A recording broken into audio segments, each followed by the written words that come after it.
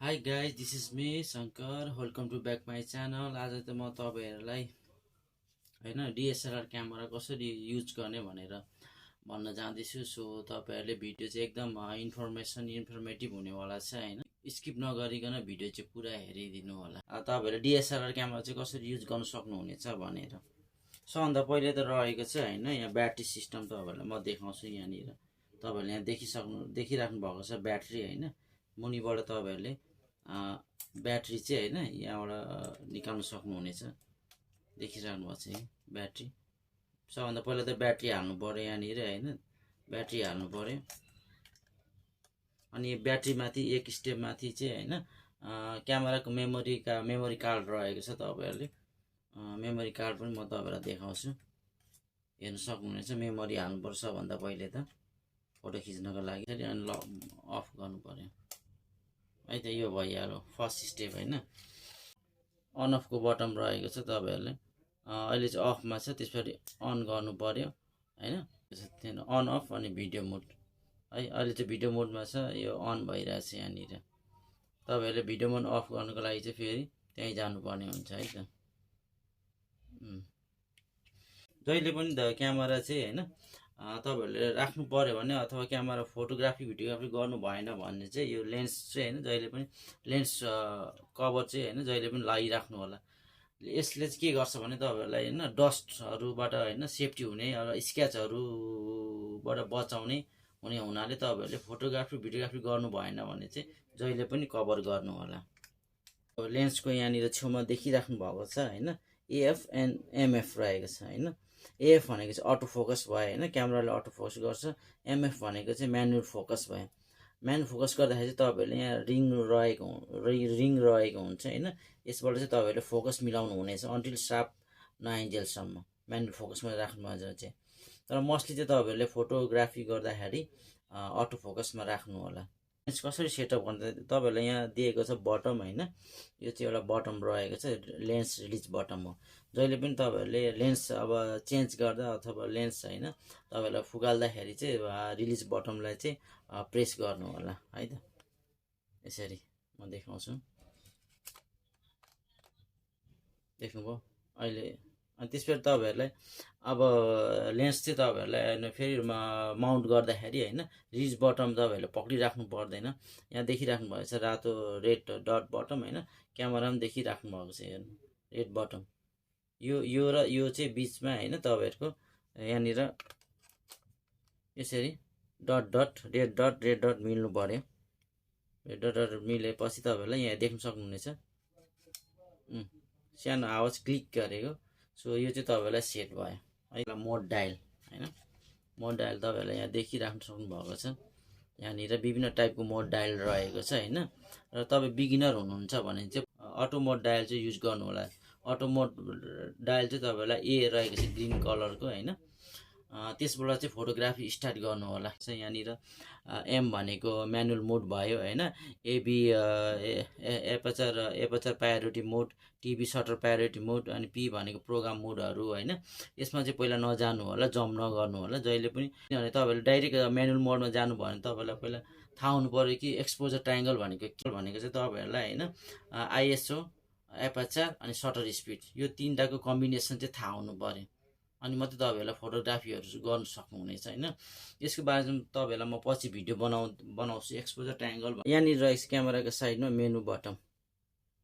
Menu बटममा चाहिँ तपाईहरुलाई चारवटा अप्सन रहेको हैन। फर्स्टमा रहेको छ सुटिङ सेटिङ, अनि तपाईहरुलाई सेकेन्डमा प्ले ब्याक सेटिङ, अनि थर्डमा रहेको छ फंक्सन सेटिङ, अनि फोर्थमा रहेको छ डिस्प्ले सेटिङ हैन।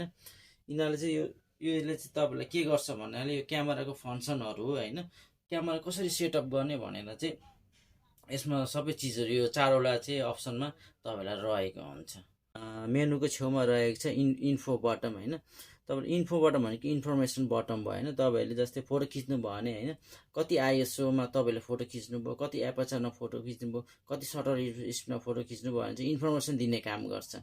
फेरि तपाईहरुले अर्कोचोटी प्रेस गर्नुभयो भने तपाईलाई हिस्टोग्राम आउँछ हैन। हिस्टोग्राम भनेको चाहिँ तपाईलाई जस्तै अब तपाईको पिक्चर हैन अब अन्डर एक्सपोज भयो कि ओभर एक्सपोज भयो कि हैन भनेर तपाईहरुलाई चाहिँ हिस्टोग्राम चाहिँ देखाउने काम गर्छ। तपाईहरुले जहिले पनि फोटो क्लिक गर्दाखेरि होइन इन्फो बटन जहिले पनि चेक गर्नु होला होइन।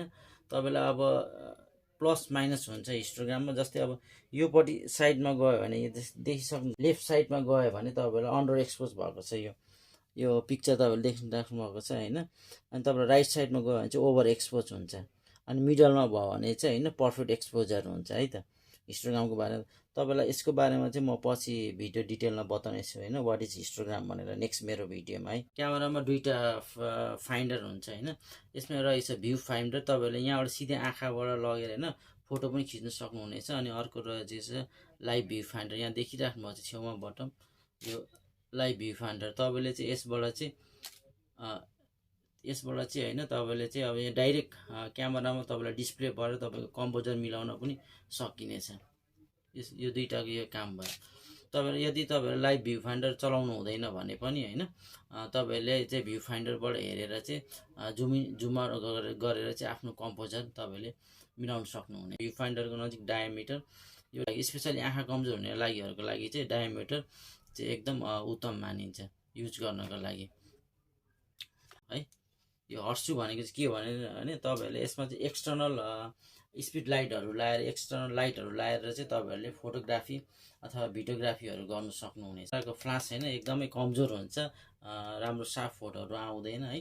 त्यही भएर तपाईँहरूले जहिले पनि फोटोग्राफी, नाइट फोटोग्राफी गर्दाखेरि एक्सटर्नल हर्सुट स्पिड लाइटहरू चाहिँ तपाईँहरूले चाहिँ यसमा राखेर चाहिँ फोटोग्राफीहरू गर्न चाहिँ लागि चाहिँ एकदम यो धेरै काम दिन्छ है। यहाँनिर एक्सपोजर यो चाहिँ तपाईँहरूलाई म्यानुअल मोडहरूमा चाहिँ तपाईँहरूले चाहिँ जानुभयो भने चाहिँ होइन म्यानुअल मोडमा फोटो खिच्दाखेरि चाहिँ तपाईँहरूलाई यहाँबाट गएर तपाईँहरूलाई होइन सटर स्पिडको यहाँ डायमिटर रहेको छ यहाँनिर, तपाईँहरूले चाहिँ यसमा मिलाउन सक्नुहुनेछ कति सटर स्पिड राख्ने, कति एपर्चर राख्ने भनेर है।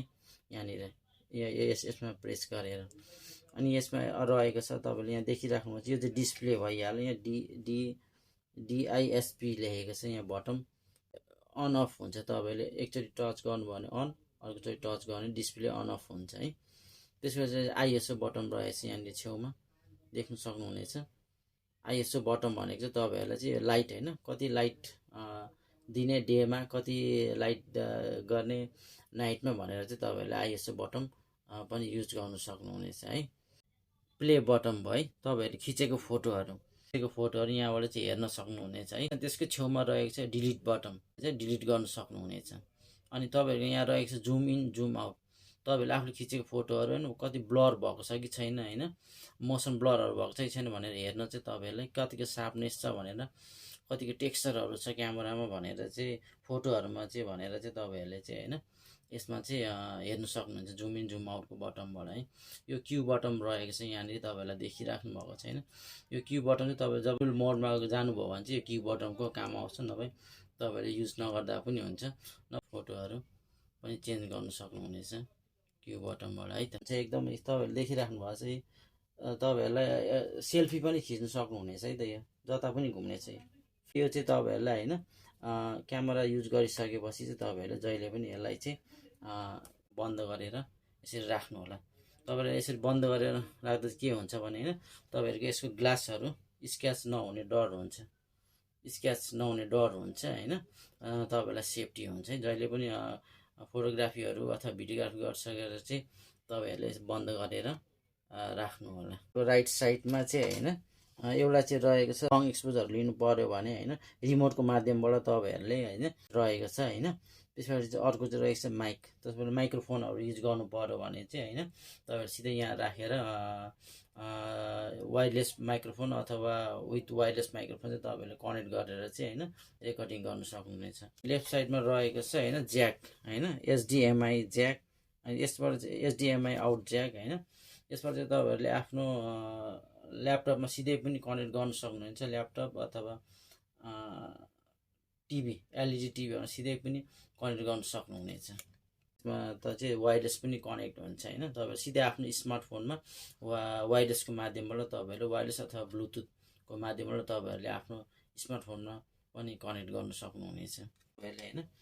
जहिले पनि लिँदाखेरि चाहिँ यो स्ट्र्याप चाहिँ होइन एकदम इम्पोर्टेन्ट हो। तपाईँहरूले यहाँ देखिराख्नु भएको छ है, स्ट्र्याप जहिले पनि नेकमा लगाएर चाहिँ होइन फोटो अथवा भिडियोग्राफी गर्नु होला। यसले गर्दाखेरि चाहिँ तपाईँलाई सेफ्टी हुने हुन्छ है, किनभने क्यामेराको गियरहरू एकदम एक्सपेन्सिभ हुने हुँदाखेरि चाहिँ तपाईँहरूलाई यसमा चाहिँ सेफ्टी हुन्छ है। जहिले पनि यो लाउनु चाहिँ नबिर्सिनु होला। स्ट्राप लगाएर मात्रै फोटोग्राफीहरू गर्नु होला। सो तपाईँलाई कस्तो लाग्यो मेरो इन्फर्मेसन होइन? यदि राम्रो लाग्यो भने तपाईँहरूले मेरो च्यानलमा नयाँ हुनुहुन्छ भने लाइक कमेन्ट सब्सक्राइब गर्नु होला होइन। यदि मेरो इन्फर्मेसन तपाईँलाई नराम्रो लाग्यो पनि होइन, डिसलाइकको बटन पनि छ, तपाईँहरूले डिसलाइक पनि गर्नु सक्नुहुनेछ। सो बाँकी नेक्स्ट भिडियोमा see you, bye bye, take care, thanks for watching.